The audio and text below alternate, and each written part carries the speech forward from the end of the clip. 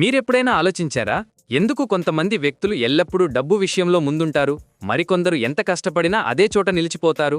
సమాధానం చాలా సింపుల్గా ఉంది. మనందరం ఒకే బోర్డు మీద ఆడుతున్నాం, కానీ వేరే వేరే గేమ్స్ ఆడుతున్నాం. ఈరోజు మనం తెలుసుకోబోతున్నది మిడిల్ క్లాస్ మరియు రిచ్ వాళ్ళ మైండ్ సెట్లో ఉన్న ఫండమెంటల్ డిఫరెన్స్. ఇది కేవలం డబ్బు గురించి మాత్రమే కాదు, లైఫ్ అనే సిస్టమ్ని ఎలా అండర్స్టాండ్ చేసుకుంటారు అనే దాని గురించి. మిడిల్ క్లాస్ మైండ్ సెట్ ఎలా పనిచేస్తుంది చూద్దాం. వాళ్ళ ప్రైమరీ ఫోకస్ శాలరీ మీద ఉంటుంది. ఎందుకంటే శాలరీ అంటే safety, fixed income, predictable cash flow, monthly security. వాళ్ళ సక్సెస్ డెఫినేషన్ సేవింగ్స్లో ఉంటుంది. ఎంత సేవ్ చేశారు, ఎంత ఎఫ్డీలు పెట్టారు, ఎంత గోల్డ్ కొన్నారు. రిస్క్ అంటే వాళ్లకు danger. Share market risky, business risky, investment risky. ఈ mindset designed for stability, not growth. ఇక్కడ ఒక ఇంట్రెస్టింగ్ ప్యాటర్న్ చూడండి. మిడిల్ క్లాస్ వాళ్ళు lifestyle first approach follow అవుతారు.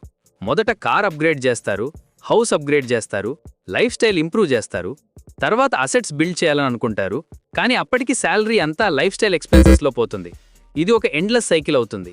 Every raise, every bonus life స్టైల్లోకి వెళ్ళిపోతుంది, అసెట్స్లోకి వెళ్ళదు. కానీ రిచ్ వాళ్ళ అప్రోచ్ కంప్లీట్లీ డిఫరెంట్. వాళ్లకు శాలరీ కంటే income sources important. Multiple income streams, passive income, scalable income.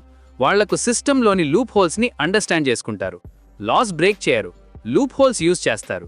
Rich వాళ్ళు అసెట్స్ ఫస్ట్ అప్రోచ్ ఫాలో అవుతారు.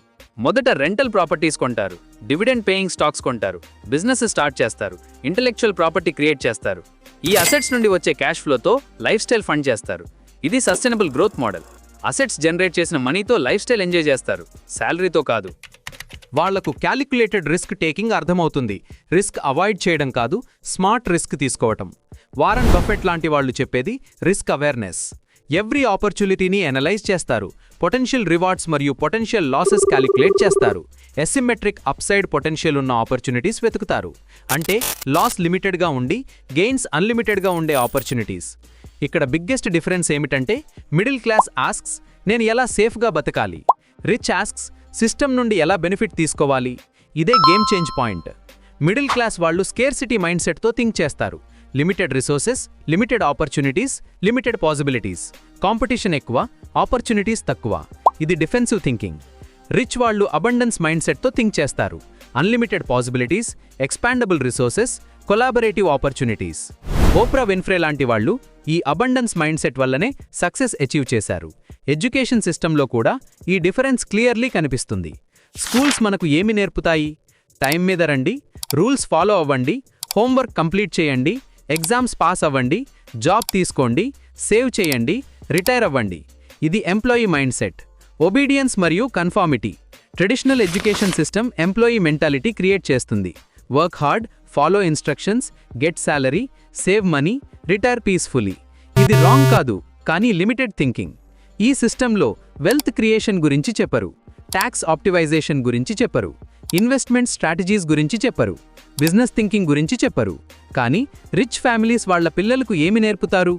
Money rules, tax benefits, leverage, compound interest, asset building, system navigation.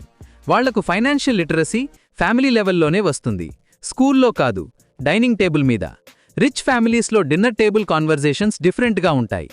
Act strategies discuss చేస్తారు, investment opportunities discuss చేస్తారు, business ideas share చేస్తారు, market trends analyse చేస్తారు.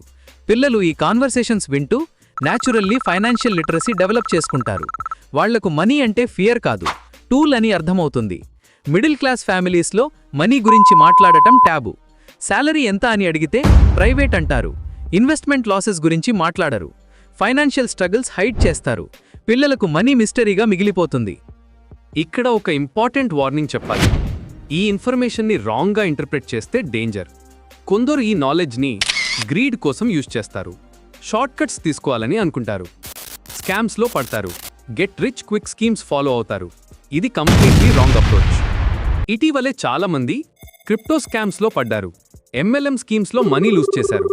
Stock tips follow అవుతూ losses తీసుకున్నారు. ఈ అన్ని కేసెస్లో కామన్ ఫ్యాక్టర్ ఏమిటంటే షార్ట్కట్స్ వెతకడం, రిచ్ వాళ్ల బిహేవియర్ కాపీ చేయాలని అనుకోవడం, కానీ వాళ్ల థింకింగ్ ప్రాసెస్ అండర్స్టాండ్ చేసుకోకపోవడం. రిచ్ వాళ్ల బిహేవియర్ని బ్లైండ్లీ ఇమిటేట్ చేయడం సొల్యూషన్ కాదు. వాళ్ళు ఎందుకు అలా చేస్తారు అనే అండర్స్టాండింగ్ ఇంపార్టెంట్. వాళ్ళు ఎక్స్పెన్సివ్ కార్స్ కొంటారు కాబట్టి మీరు కూడా ఈఎంఐ తీసుకొని కార్ కొనడం స్మార్ట్ కాదు. వాళ్ళు ఇన్వెస్ట్మెంట్స్ చేస్తారు కాబట్టి మీరు కూడా రీసెర్చ్ లేకుండా ఇన్వెస్ట్ చేయడం డేంజరస్. రిచ్ వాళ్ళు ఎక్స్పెన్సివ్ కార్ కొనేటప్పుడు అది వాళ్ళ క్యాష్ ఫ్లోని అఫెక్ట్ చేయదు, వాళ్ళ అసెట్స్ నుండి వచ్చే ఇన్కమ్తో కొంటారు. కానీ మిడిల్ క్లాస్ వాళ్ళు ఈఎంఐ తీసుకుని కార్ కొంటే అది వాళ్ళ మంత్లీ క్యాష్ ఫ్లోని రెడ్యూస్ చేస్తుంది. Same behaviour, different context, different results. అసలు విషయం ఏమిటంటే రిచ్ వాళ్ళు సిస్టమ్ని అండర్స్టాండ్ చేసుకుంటారు. వాళ్లకు రూల్స్ తెలుసు, ఎక్కడ ఆపర్చునిటీస్ ఉన్నాయి, ఎక్కడ లూప్ హోల్స్ ఉన్నాయి, ఎలా లీగల్లీ ట్యాక్స్ సేవ్ చేయాలి, ఎలా మనీని వర్క్ చేయించాలి, ఇవన్నీ వాళ్లకు చైల్డ్హుడ్ నుండే తెలుసు. మిడిల్ క్లాస్కి ఈ నాలెడ్జ్ రాదు.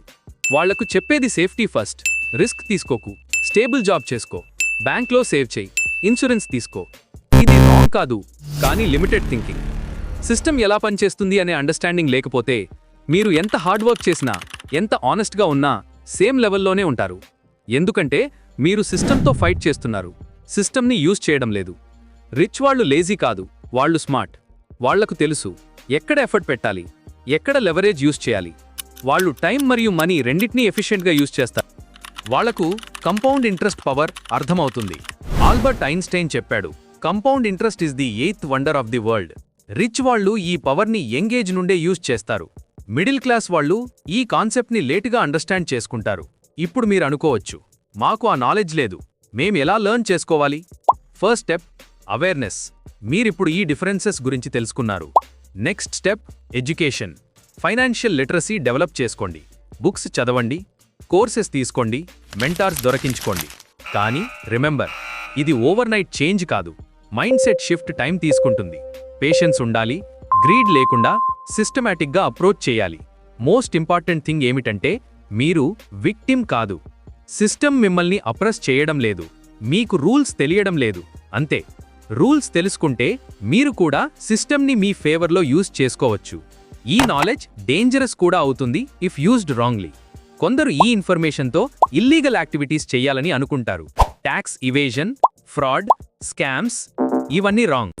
ఇలాంటి ఐ ఓపెనింగ్ ఫైనాన్షియల్ కాంటెంట్ కోసం బియాండ్ రియాలిటీ తెలుగు యూట్యూబ్ ఛానల్ని సబ్స్క్రైబ్ చేయండి. మీ ఫైనాన్షియల్ ఫ్యూచర్ ట్రాన్స్ఫార్మ్ చేసుకోవాలంటే నాలెడ్జ్ అనేది మీ గ్రేటెస్ట్ అసెట్. సబ్స్క్రైబ్ చేసి బెల్ ఐకాన్ ప్రెస్ చేసి మీ ఫ్రెండ్స్తో షేర్ చేయండి. మీ ఫైనాన్షియల్ ఫ్రీడమ్ జర్నీ ఈ రోజే మొదలుపెట్టండి.